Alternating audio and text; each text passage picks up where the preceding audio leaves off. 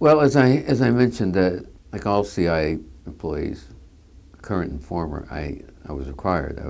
I signed an agreement when I first entered CIA to submit any writing I do about CIA back to CIA for review, pre-publication review. So I expected that, and I was familiar with the pre-publication review process when I was inside CIA. I actually represented the CIA in some squabbles with authors about their manuscripts. So I knew that going in. Now, in my case, I did not have I submitted the manuscript to CIA. You know, it's difficult as a practical matter because I had to simply write the entire manuscript without showing to anybody else. I couldn't show it to anyone. I couldn't show it to my literary agent. I couldn't show it to my publisher, who had paid me, you know, a not insubstantial amount of money to write the book, so they wanted to see it. But I understood that requirement, and in my case, CIA reviewed the manuscript fairly expeditiously within about a month, which for 120,000 words is pretty good. And they took out some materials. Most of what they took out, I understood why they were taking it out. But on the whole, they treated me very fairly. Of the original manuscript, I would say 90% of it, maybe a little more, survived into what became the book.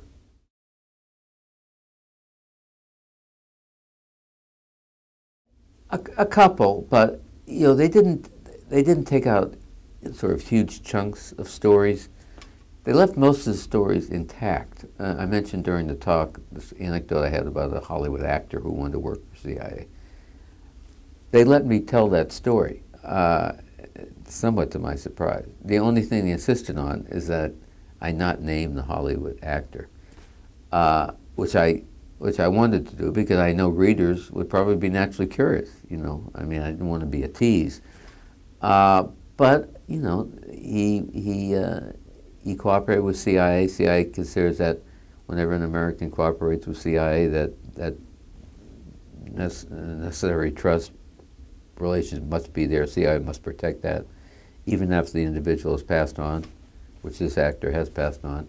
So I understood the rationale, but the point was they let me tell the story about CIA's relationship with Hollywood, and that was really the important thing.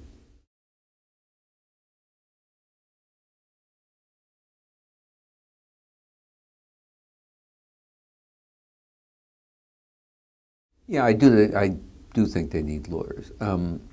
As I might have noted in my talk, when I joined CIA, I was the 18th lawyer hired, and by the time I retired in the end of 2009, we had 150.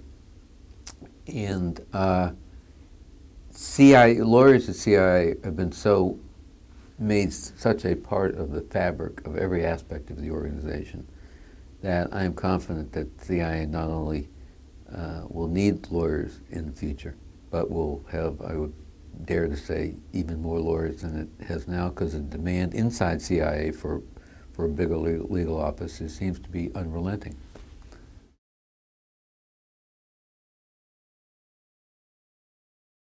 Yeah, I think it did. Before, as you know, during the Cold War, there was the primary adversary was the Soviet Union, and that was where the focus of the activities, CIA activities were.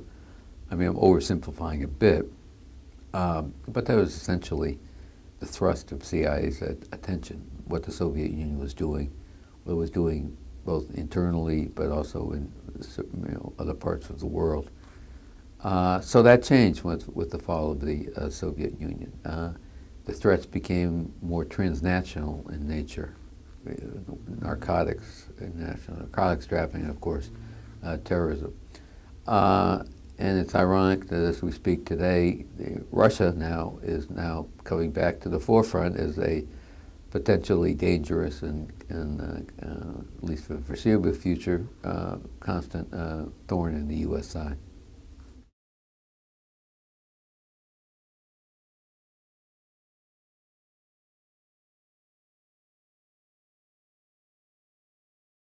Well, I think there's a certain, and there has to be adversarial relationship between CIA and the media. I mean, CIA, when you get down to it, is about keeping secrets. The media is about exposing secrets. But it is interesting. I observed the CIA media dynamic for my whole career. And I was always struck by the fact that there's a certain degree, and I don't think either side would admit this, a certain fascination that CIA has with the media and vice versa. I think it comes down to, more than anything else, the fact is that both professions rely on sources of information and protecting those sources. So it's a weird and fascinating dynamic.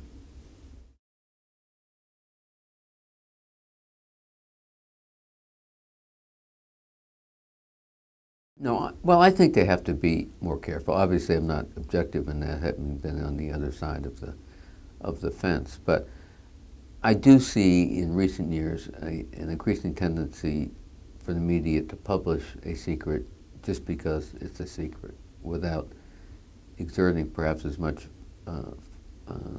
forbearance or foresight as they could have in advance about the potential damage. That there are actually certain secrets that are important to the country and worth preserving. Now, to this day, there are occasions where a media outlet will, based on a CIA request, will refuse, decline to run a story it has because of national security consideration. But honestly, I see that occurring less and less. There seems to be this phenomenon now to get the next new leak, and the consequences be damned.